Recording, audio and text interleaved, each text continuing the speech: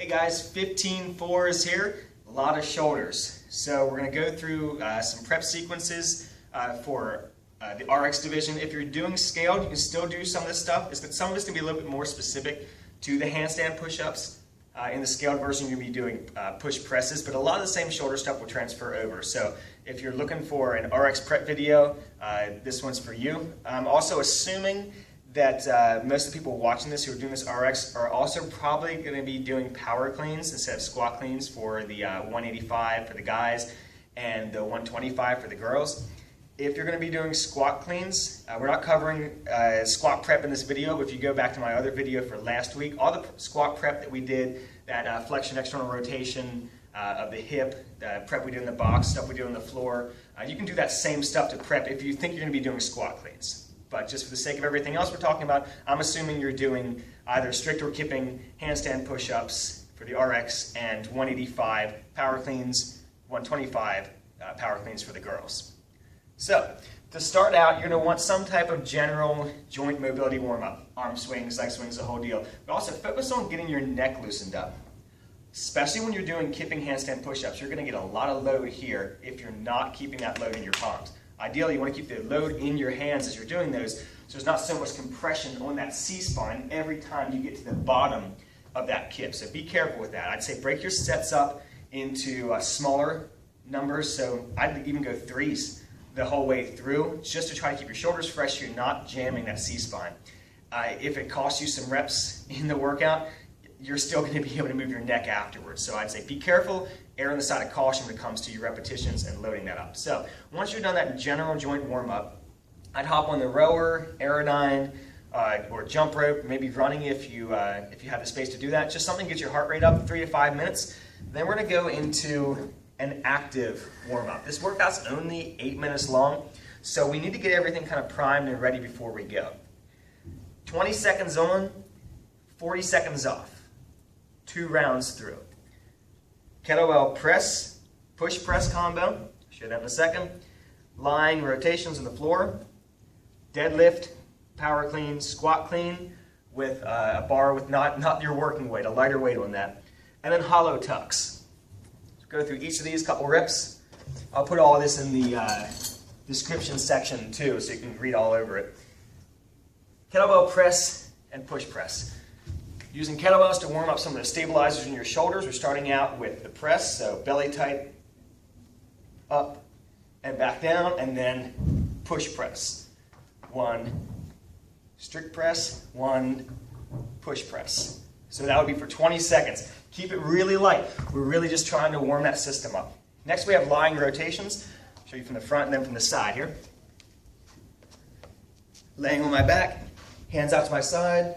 Knees pulled up to my chest, dropping all the way over and up, all the way over and up. Notice that my knees are staying higher than my hips. So I'm protecting my L-spine, rotating at my T-spine. Only rotate as far as you can before that other shoulder wants to come up. So keep that hand down, shoulder down, and back up.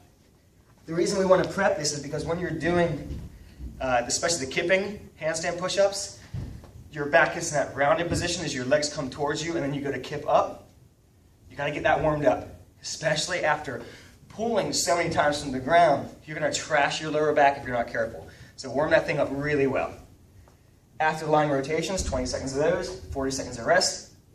1 deadlift, so keep that forearm nice and tight throughout your back. 1 power clean from the floor. And then 1 squat clean from the ground. As low as you feel like you need to. You don't have to take it all the way down, but you will be catching your cleans lower and lower as the workout goes on, just because your shoulders are going to be so fried from the handstand push-ups. So warm that up a little bit. Then hollow tucks. Starting out in hollow.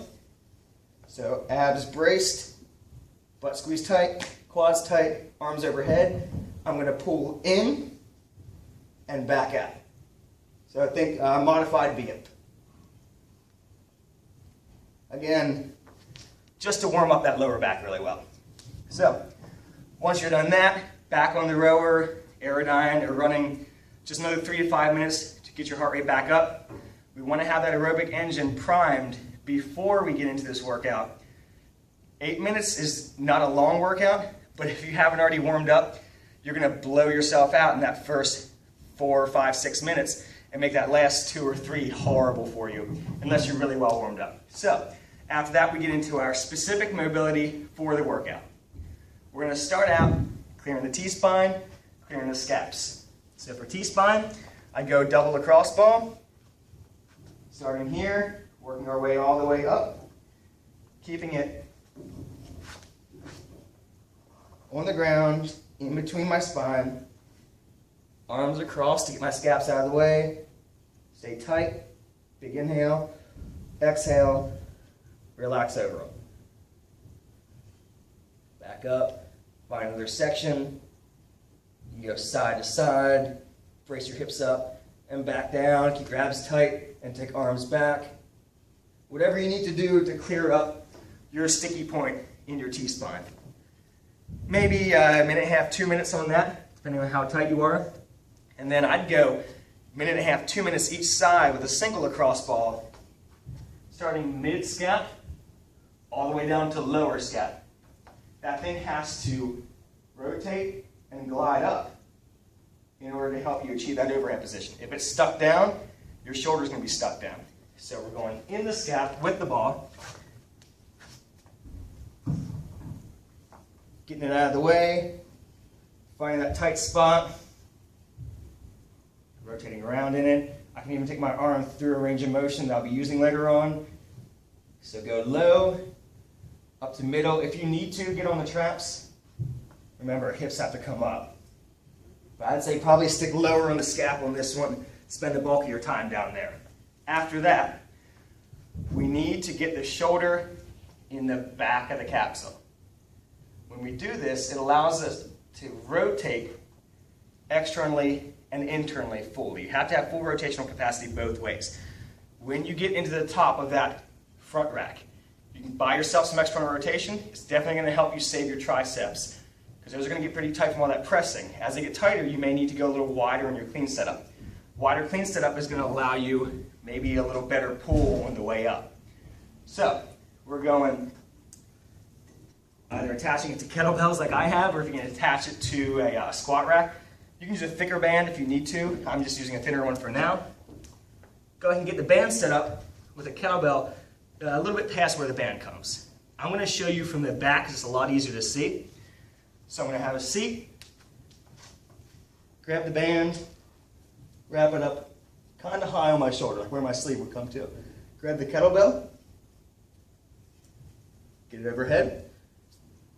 Then I'm going to scoot out until I get some traction on that band. Laterally, planting my feet down, abs tight. Now watch my shoulder. Sink down, and then externally rotate.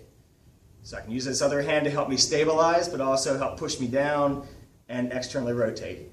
Figure out where your tight spot is, pull that shoulder down.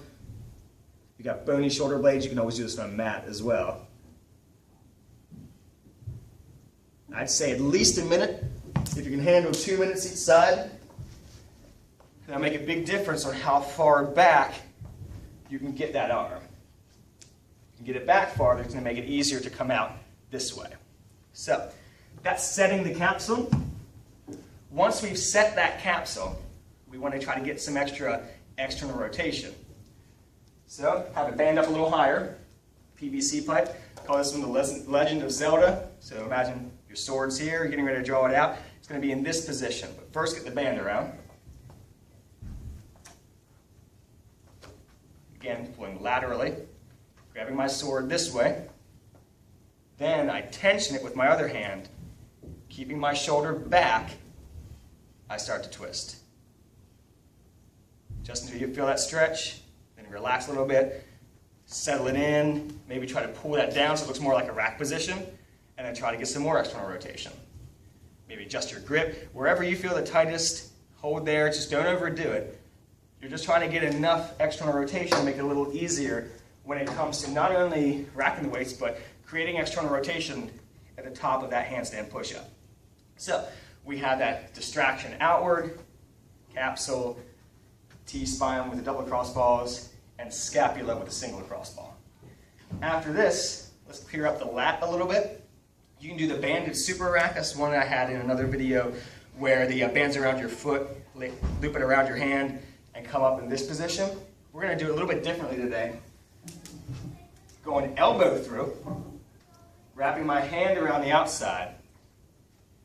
Then once it's up, I walk forward. So I'm trying to get some external rotation in my elbow. I just don't want it throwing out behind my head.